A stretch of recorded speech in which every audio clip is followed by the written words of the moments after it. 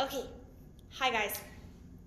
So, today we're going to be talking about the bass clef. Now, do you guys remember when we were talking about the treble clef?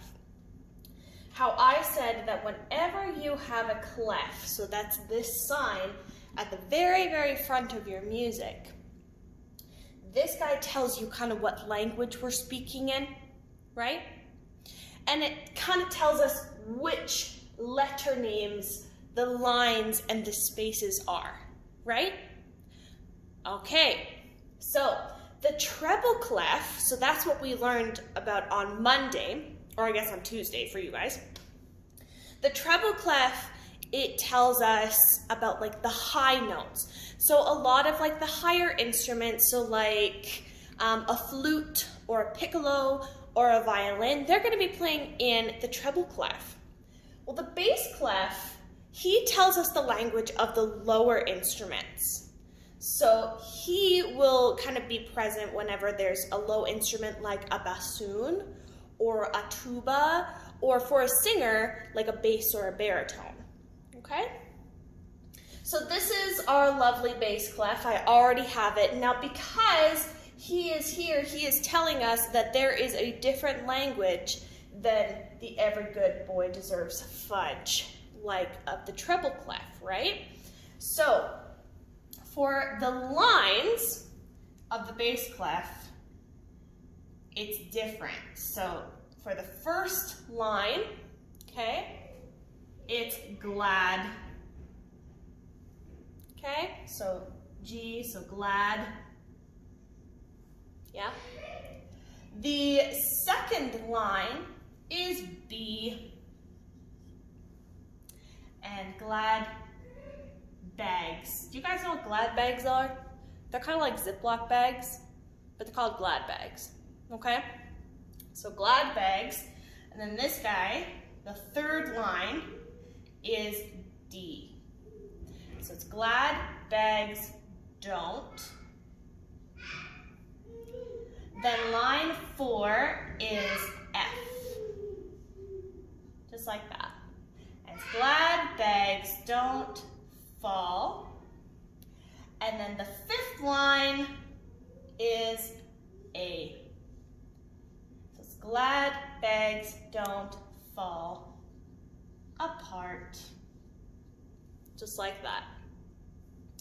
Now, what I'm going to have you guys do a little bit later is you are going to make your own saying, kind of like what we were doing with the treble clef.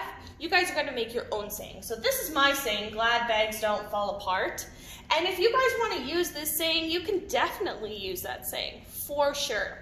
But I've also heard of people doing like animals. So like giraffe, bear, donkey, flamingo, aardvark. Something like that, okay?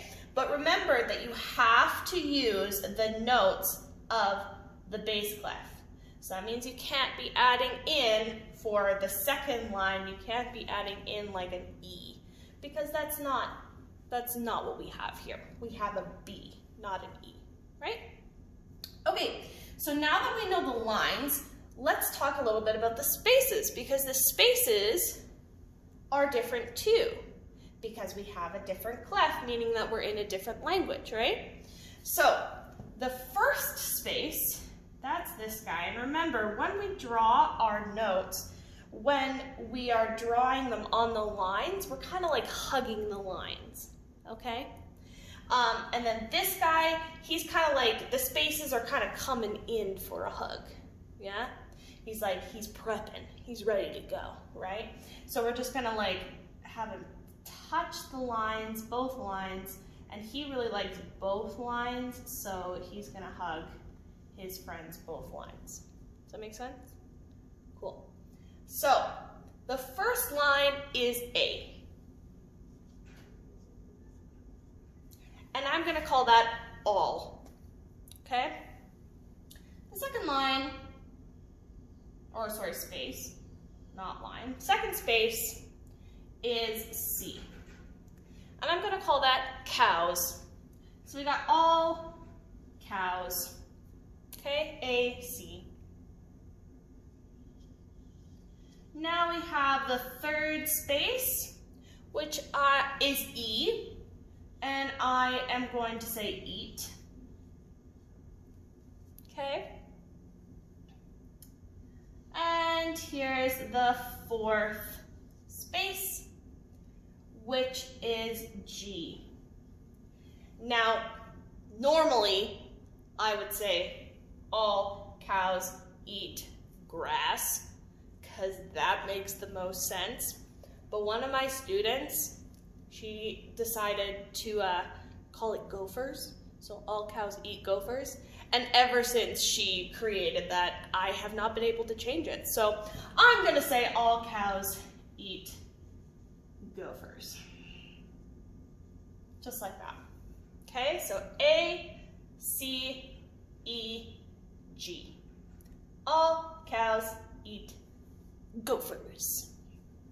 So just like how you guys did a little saying for our lines, you are also going to do a little saying for our spaces as well, kind of like what I did.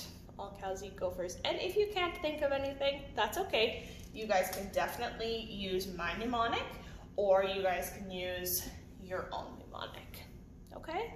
A mnemonic is a saying, okay? Cool. Go and have lots and lots and lots of fun, and I'll see you later. Bye, friends.